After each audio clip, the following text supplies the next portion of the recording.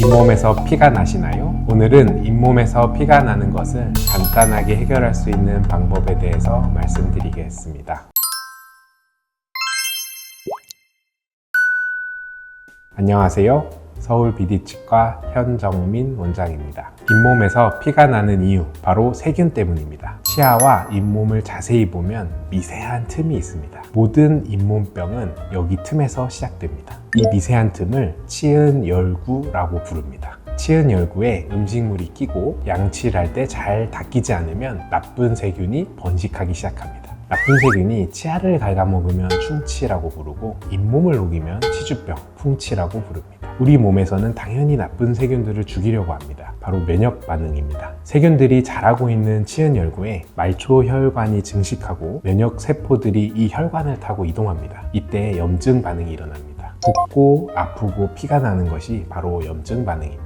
염증이 심할 때는 혀로 건드리기만 해도 잇몸에서 피가 나게 됩니다. 그렇다면 잇몸에서 피가 날 때 어떻게 해야 할까요? 평소 잇몸이 건강했던 사람도 일시적으로 잇몸에서 피가 날 수 있습니다. 예를 들어 고기를 맛있게 먹고 양치를 잘 하지 않은 경우에 치아 사이에 남아있는 고기 찌꺼기 때문에 잇몸에 일시적인 염증이 생길 수 있습니다. 보통 치실을 할 때 피가 묻어나오곤 합니다. 이때 며칠만 관리를 잘해줘도 우리 몸이 스스로 건강을 회복합니다. 이미 건강한 상태이기 때문이죠. 이런 염증을 일시적인 치은염, 쉬운 말로 잇몸염이라고 부릅니다. 하지만 잇몸이 약한 분들이 있습니다. 잇몸이 약한 분들이 잇몸에서 피가 난다면 위험 신호입니다. 단순히 잇몸염증이 아닐 가능성이 크기 때문입니다. 붓고 아프니까 그쪽으로 더 양치가 안 되고 관리가 잘 되지 않으면 세균은 더 번식하고 악순환이 시작됩니다. 잇몸 약만 먹거나 집에서 관리하기보다는 바로 치과에 내원하셔야 합니다. 악순환을 끊기 위해서 전문적인 잇몸 치료를 받아야 합니다. 피가 나는 증상은 내 입안에 나쁜 세균이 득실득실 많다는 신호입니다. 우리 몸이 보내는 SOS 메시지입니다. 당연히 치과 치료가 우선돼야겠지만 집에서도 할 수 있는 세균 잡는 꿀팁을 하나 알려드리겠습니다. 아마도 전 세계 치과에 이것 없는 치과는 없을 거라고 제가 장담합니다. 정답은 바로 클로르 헥시딘 용액입니다. 우리나라에서는 쉽게 헥사메딘이라고 부르는 광범위 항미생물제입니다. 치과에서 사랑니 뽑아봤거나 잇몸치료 스케일링 받아봤거나 임플란트 해보셨으면 헥사메딘을 아마 한 번쯤은 사용해봤을 거라고 생각합니다. 치과 치료 외에도 침 삼킬 때 목 아픈 인후통에도 아주 효과적으로 작용하는 좋은 약제입니다. 헥사메딘은 세균의 세포벽을 녹일 수도 있고요. 헤르페스 바이러스의 피막을 불활성화시킬 수도 있고 곰팡이균이 구강점막에 달라붙지 못하게 합니다. 이 기능을 통해서 항미생물 효과를 나타냅니다. 보통 탄툼가글과 많이 비교를 하는데요. 탄툼가글은 액상의 소염 진통제이고 헥사메딘은 소독 살균 가글액입니다. 탄툼가글은 세균을 죽이지는 못합니다. 염증 증상을 완화시키는 가글로서 서로 작용하는 원리가 다릅니다.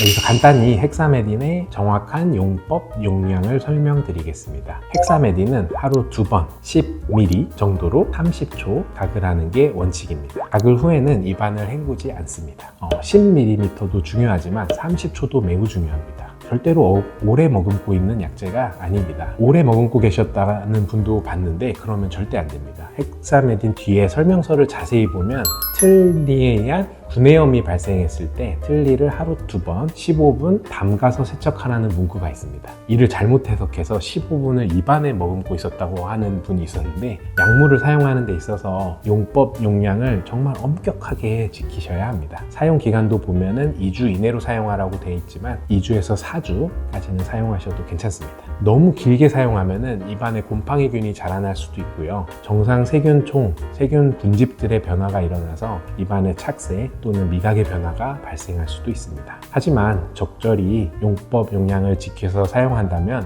매우 강력한 살균제입니다. 헥사메딘 가글 후에 침에는 5시간까지 약제 효과가 남아있고 구강 점막에는 무려 12시간이나 남아서 살균 작용을 합니다. 하루에 2번만 사용하는 이유도 이 때문입니다. 임산부나 소아도 사용할 수 있을까요? 많이들 물어보시는데 미국에서는 임신 중에 헥사메딘 사용을 피해야 한다고 규정하고 있지만 영국에서는 특별히 제한하지 않습니다. 우리나라에서는 치료상 유익성이 위험성을 상회한다고 판단되는 경우에는 사용해도 괜찮습니다. 수유부에서도 마찬가지입니다. 또한 18세 미만의 소아에 대한 유효성 및 안전성은 확립되어 있지 않으므로 사용상에 주의를 해야 합니다. 헥사메딘 후에 나타나는 부작용으로는 치아 착색, 구강 건조증, 미각 변화가 대표적입니다. 이외에 혀의 변색, 치석 증가, 자결감, 구강 상핏 탈락, 구강 감각 이상이 있을 수 있지만 드문 반응입니다. 헥사메딘의 알레르기 과민 반응을 보이는 경우도 있는데요.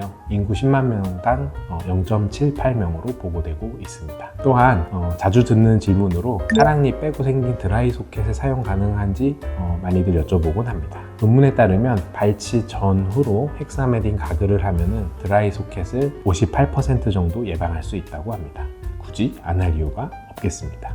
이뿐 아니라 흔히 생기는 구내염에도 헥사메딘 가글이 도움이 되고 임플란트 주위에 생기는 임플란트 주위염에도 도움이 됩니다. 임플란트 브릿지 많으신 분들이 있는데요. 워터픽에 헥사메딘을 채우고 한 달에 한 번 정도 헥사메딘으로 쭉 워터픽 세척을 한다면 임플란트 주위염 예방에 도움이 될 수 있습니다. 다만 사용 전에 담당 치과 의사와 상의하시고 사용하시길 바랍니다. 입안에 나쁜 세균을 줄여주는 헥사메딘 가글, 잇몸에서 피가 날 때 헥사메딘 가글이 도움이 될 수 있습니다. 치과 치료와 더불어 보조적으로 사용해 보시길 바랍니다. 오늘 내용이 도움이 되었다면 구독, 좋아요 부탁드립니다. 감사합니다.